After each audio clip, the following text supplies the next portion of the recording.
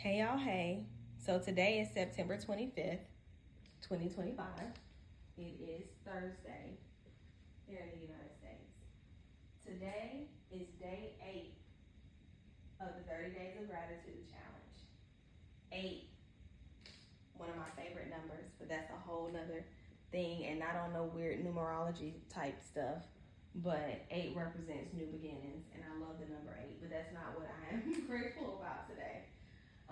On today, I am grateful that when God says he's going to do something, that he will do it. I need y'all to have ears to hear this. And the reason I'm not on camera is because I know I'm going to be doing a lot of walking because I'm stirred in the spirit. But God is faithful. He will do what he says he's going to do. And that is what I am thankful about. I could literally tell y'all 50 plus testimonies that have happened to me just in the past 2 months. I could rattle them off.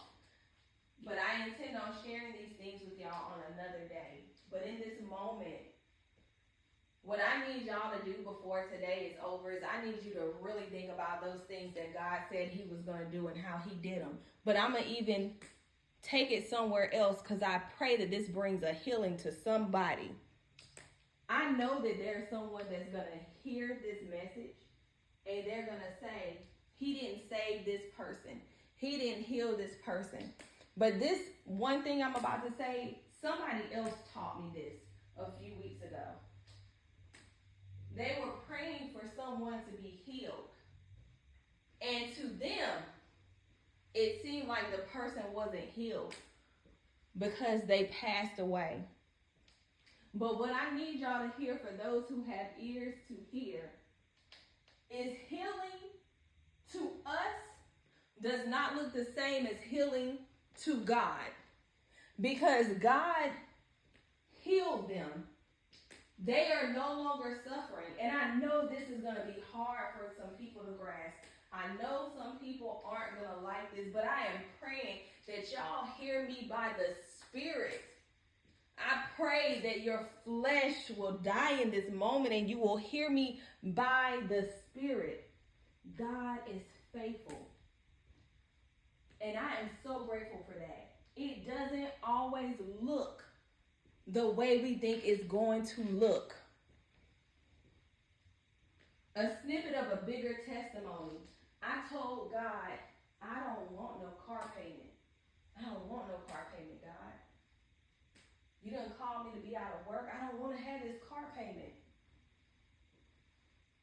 Long story short, I don't have a car payment and I have something to drive. Again, I keep hinting at something, but more details to come. He worked it out.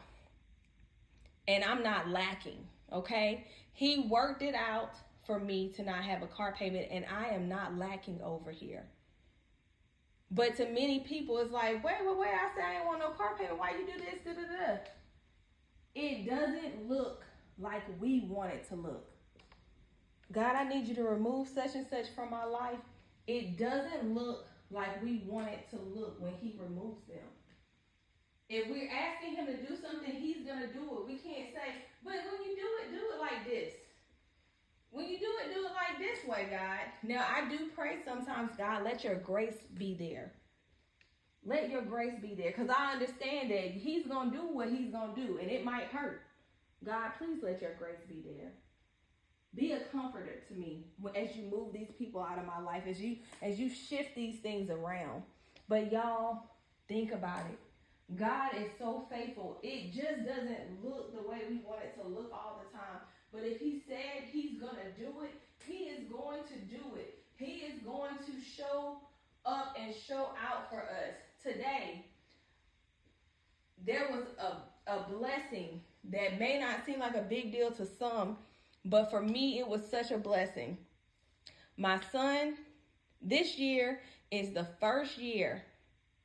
My son's about to turn 12. This is the first year that I'm not going to be able to have a party for him. Every year, there's some type of party for my son, and typically there's, in a way, like 2 parties for him. The past several years, we've been doing the Great Wolf Lodge, or this trampoline park, or this place, like wherever he want to go, it's a party there, and then we still gonna have one for the family and friends at the house. So he has parties every year. This year has been challenging, and I'm like, God, I don't know how I'm gonna do it. Whoop, whoop, whoop. God made a way. This morning, it's not for his birthday, it's for someone else's birthday, but he wanted to go back to Great Wolf Lodge. And I'm like, we ain't got no Great Wolf Lodge money, baby. We're going to have to do something different this year. I don't know what, but it ain't going to be Great Wolf Lodge.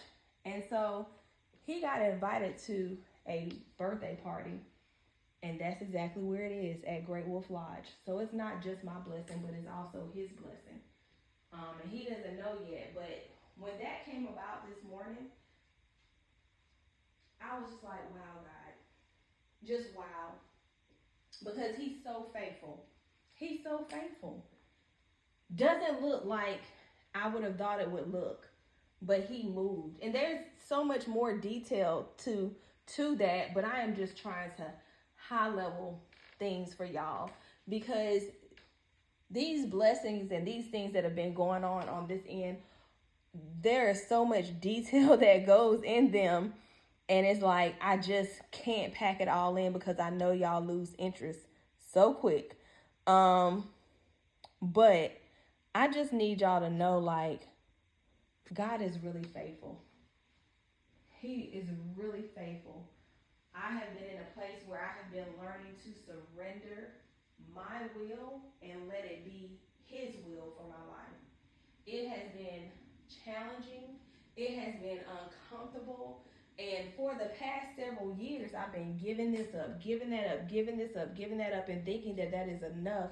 But now I'm in a season where I'm really learning that obedience really is much better than sacrifice. I've been living a life where I'm like, but I'm sacrificing this, I'm giving this up. And God's like, no, I want you to be obedient, daughter. I know I've gotten off task. But I'm grateful for obedience as well. But I'm just grateful for how God is, like, how he moves. He's so faithful.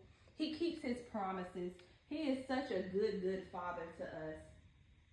My goodness. And for those who may be struggling, seeing him for who he is, because in your mind he took someone or something from you, or didn't show up in the way that you wanted him to, please sit with him. Sit with him and let him show you what really happened. Let go of that spirit of offense. Let go of that spirit of disappointment. Give it to him. Sit with him and let him show you how he moved. Let him show you what he protected you from, what he kept you from, because so many times he's keeping us from things. So many times it's building character, and it's hard for us to think about these type of things, especially when we're grieving a thing and or someone.